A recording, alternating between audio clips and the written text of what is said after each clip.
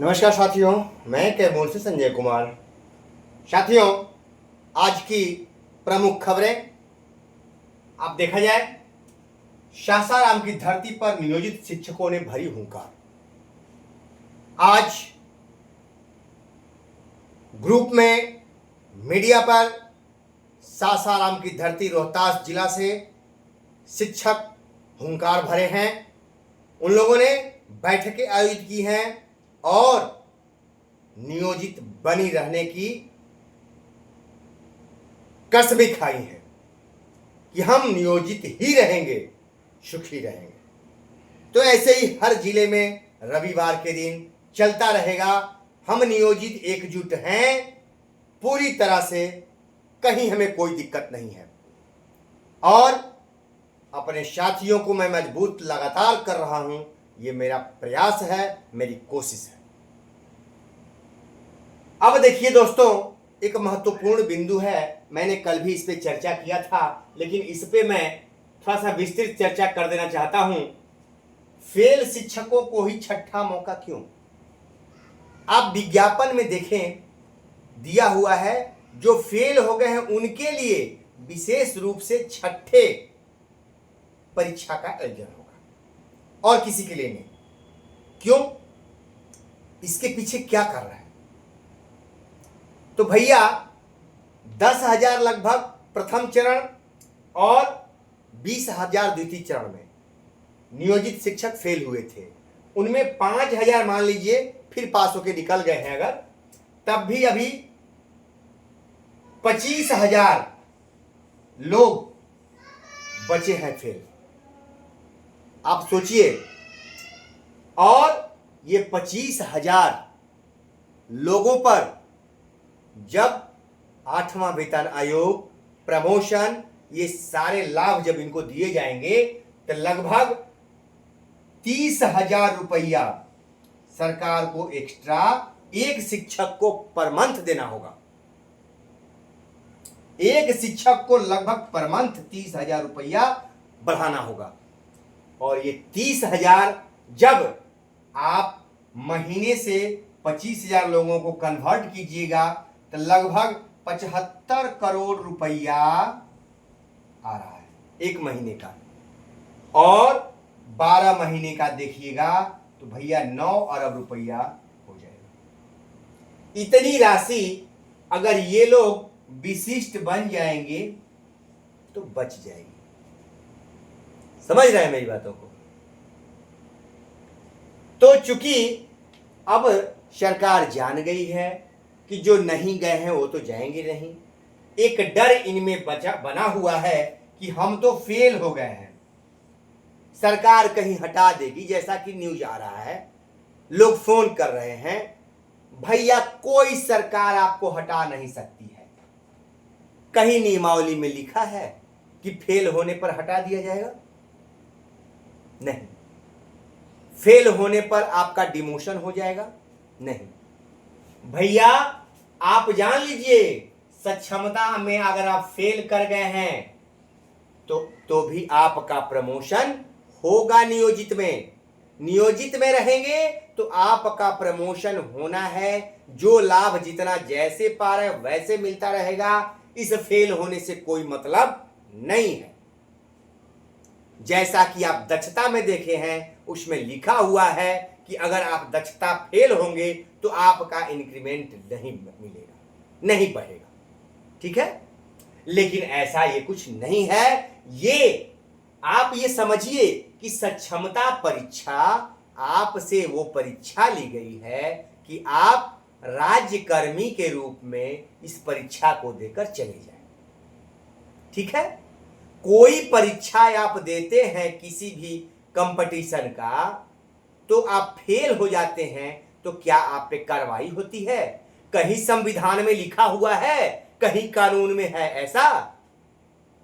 मैं ठोक के बोलता हूं, ऐसे नहीं बोलता हूं।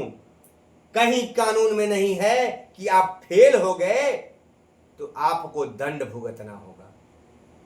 ठीक है? आप नौकरी में है प्रमोशन के लिए। अगर ये परीक्षा प्रमोशन के लिए होती, आप पास नहीं होते तो आपका प्रमोशन नहीं होता। लेकिन फिर भी ये नहीं है कि आप फेल कर जाएंगे तो आपको हटा दिया जाएगा, ऐसा नौकरी में नहीं होता है।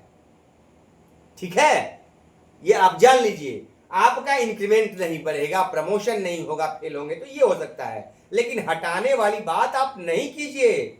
बहुत से लोग कह रहे हैं कि सरकार नियम लाके सबको जो है सो हटा देगी। अरे कहाँ भैया, कुछ पढ़े लिखे हैं? जब पढ़ने का समय था तो आप लोग तो क्या अब हम कहें, वही बात बचपन वाली याद आती है। थोड़ा कुछ किताबें भी पढ़ लिया कीजिए, कानून की किताबें पढ़िए, सामाजिक किताबें पढ़िए, आंदोलन की किताबें पढ़िए। अरे नहीं होता है तो आंदोलन की बातें, अब तो मोबाइल पे बहुत सारी चीजें आती है, उसको ध्यान से देखिए, पढ़िए तो समझ में आ जाएगा।